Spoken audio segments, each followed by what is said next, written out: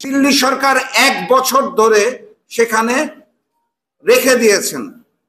এটার প্রতিবাদে ফ্যাসিস্ট শেখ হাসিনাকে ফেরত দেওয়ার দাবিতে এবং ভারতীয় আগ্রাসনের বিরুদ্ধে আমাদের দল জাতীয় গণতান্ত্রিক পার্টি জাগপা আমরা 6ই আগস্ট ভারতীয় দূতাবাস ঘেরাও করতে গিয়েছিলাম।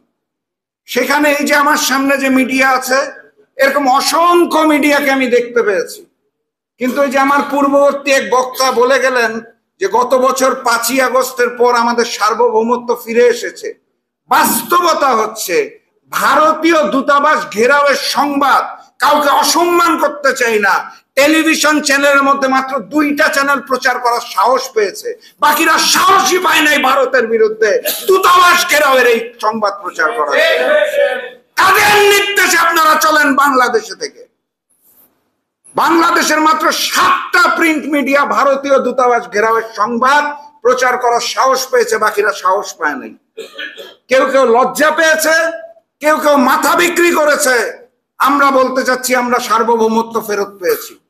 বাস্তবতা হচ্ছে এখনো এই পর্যায়ে এসেও আমরা ওই পার্শ্ববর্তী রাষ্ট্র যারা বন্ধুর সাথে থাকে সেই ভারতীয় আধিপত্যবাদ এবং আগ্রাসনের হাত থেকে মুক্তি পাই নাই, কিন্তু এই মুক্তি পেতেই হবে, এর কোনো বিকল্প নাই। দুঃখজনক হলেও সত্য, এই দূতাবাস ঘেরাওয়ের সংবাদ ভারতীয় মিডিয়া প্রচার করেছে, বাংলাদেশের মিডিয়া সাহস পায় নাই। এই যে মাথাটা বিক্রি করেছে, এই মাথাটা উঁচু করতে পারছে না। এই হচ্ছে বাস্তবতা, এটা হচ্ছে নির্মম সত্য।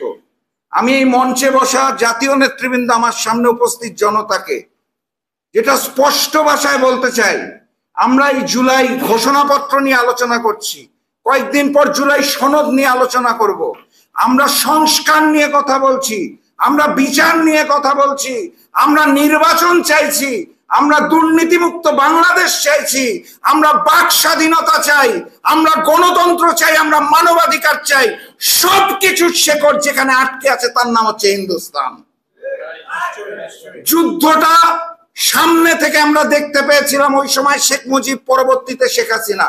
বাস্তবতা হচ্ছে বাংলাদেশকে করদ রাজ্য বানানোর জন্য ওই হিন্দুস্তান জন্মলগ্ন থেকে আমাদের পিছনে লেগে আছে। মূল যুদ্ধটা ওই হিন্দুস্তানের বিরুদ্ধে এবং সেই যুদ্ধ জারি আছে, সেই বিপ্লব চলছে এবং সেই বিপ্লবকে আমরা চূড়ান্ত পর্যায়ে নিয়ে যাব ইনশাআল্লাহ। এটার জন্য শক্তি অর্জন করতে হবে, ওই শিকড়টাকে ধারণ করতে হবে, আমাদের মূল শত্রুটাকে সেটা বুঝতে হবে। সেই হিন্দুস্তানের আধিপত্যবাদ এবং আগ্রাসনকে আমরা যদি শিকড় থেকে উপড়ে ফেলতে না পারি, তাহলে শুধু ক্ষমতার পালা বদল হবে। মুজিবের জায়গায় হাসিনা আসবে, হাসিনার জায়গায় হয়তো জয় আসবে, অথবা এখন যারা নতুন করে গণতন্ত্রের স্বপ্ন দেখাচ্ছে তাদের মধ্যেই আপনারা ওই ফ্যাসিবাদের রূপটাকে দেখতে পাবেন।